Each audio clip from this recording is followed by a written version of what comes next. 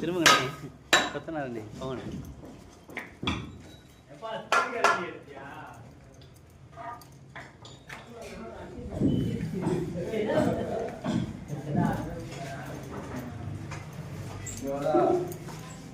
நீங்க ரெண்டு இங்க பார்க்கவா? நாங்க இங்க பார்க்க. இன்னைக்கு நம்ம எதை பற்றி பார்க்க போகிறோம்னா இன்சூரன்ஸ் வந்து கம்பெனி ரூல்ஸ் பிரகாரம் போட்டுதான். ஏன்னா ஹெல்மெட் வந்து கட்டாயம் மாதிரி இன்சூரன்ஸ் தேவை. உதாரணத்துக்கு நம்ம தெரிஞ்ச பையன் ஒருத்தர் வந்து பைக்லேருந்து அடிபட்டு அவங்க ஆளுதாகி ரொம்ப சிரமப்பட்டேன். அந்த இன்சூரன்ஸ் இருந்துச்சுன்னா அது மூலிமா அவங்க வந்து பண்ணிக்கலாம்.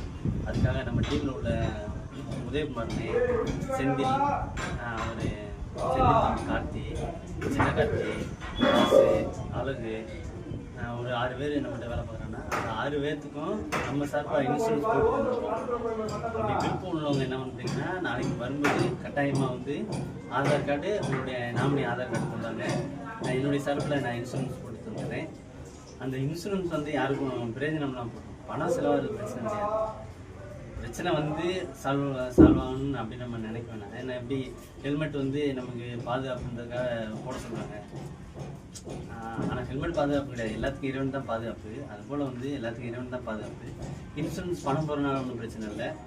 இப்போ அந்த உதாரணம் அந்த தம்பிக்கு அடிபட்டு எவ்வளோ பணம் விரயமாச்சு அந்த மாதிரிலாம் ஆகாமல் நம்ம இன்சூரன்ஸ் ஒரு தற்காலிக பாதுகாப்புக்கும் என்ன போட்டு வச்சுக்கிறோம். விருப்பம் உள்ளவங்க நாளைக்கு உங்களுடைய ஆதார்லாம் கொண்டாங்க, என்னுடைய சார்பில் போடுவோம்.